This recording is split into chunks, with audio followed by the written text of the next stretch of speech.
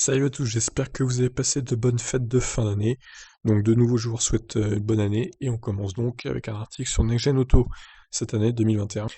Un petit résumé de ce qui va se passer en 2021, les changements du côté des équipes et des pilotes.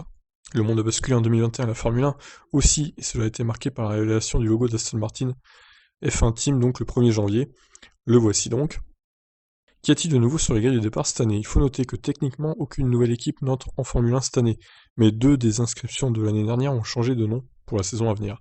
Racing Point est donc rebaptisé pour la deuxième fois en 3 ans. L'équipe précédemment connue sous le nom de Force India deviendra Aston Martin. Lawrence Stroll, qui a racheté l'équipe à mi-2018, a repris le constructeur de voitures de luxe l'année dernière. Aston Martin était auparavant le sponsor titre de Red Bull, mais a mis fin à cette relation pour se concentrer de manière logique sur sa propre équipe de Formule 1. Ah oui, on comprendrait plus rien hein, si le sponsor titre était encore sur la Red Bull, ça serait ridicule. La marque avait auparavant participé à des grands prix entre 59 et 60, au cours desquels 5 courses disputées, ce qui n'est pas énorme. Une autre marque apparaîtra sur la grille cette année. Renault a rebaptisé son écurie de Formule 1 Alpine, sa marque sportive. Il y a un seul changement du côté des moteurs, car McLaren passe à l'unité Mercedes, laissant Renault la seule équipe à utiliser les groupes motopropulseurs français. Pendant ce temps, Red Bull et AlphaTauri entament leur dernière année avec Honda, qui quittera le sport à la fin de la saison. Les équipes n'ont pas encore confirmé leur fournisseur de groupes motopropulseurs pour 2022. Il est possible que Renault soit obligé par les règles de fournir leurs moteurs si elles n'ont pas conclu d'accord d'exploitation de moteurs gelés avec Honda, la FIA et les autres équipes à la mi-saison. Du côté des pilotes, tous les baquets sont confirmés sauf celui de Sir Lewis Hamilton.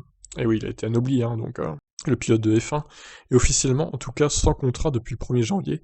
Il devrait bien évidemment prolonger son accord dans les jours à venir, ou dans les semaines à venir. Et on verra plus tard que il y a quand même des disparités dans les accords. Alors, les autres changements sont Perez rejoint Red Bull à la place d'Albon, donc ça c'était la news choc d'après la saison 2020. Ricciardo rejoint McLaren à la place de Sainz, ça on le savait depuis longtemps. Vettel rejoint Aston Martin à la place de Perez. Alonso, de retour, rejoint Alpine à la place de Ricciardo qui va chez McLaren. Sainz rejoint Ferrari à la place de Vettel. Tsunoda rejoint AlphaTauri à la place de Kvyat, qui est donc viré pour de bon de l'équipe Red Bull, que ce soit Red Bull ou AlphaTauri d'ailleurs. Adios Kvyat. Mick Schumacher et Mazepin forment un duo 100% inédit chez Haas à la place de Grosjean et Kevin Magnussen. En plus de Mercedes, les deux équipes stables en termes de pilotes sont Williams et Alfa Romeo. Donc voilà, on attend que Sir Lewis Hamilton, du coup, confirme son contrat pour cette année et puis les années à venir. Quand il aura fini de faire ses caprices, on saura peut-être combien de temps il a signé et pour combien d'argent. Sur ce, je vous laisse réagir. Ciao ciao.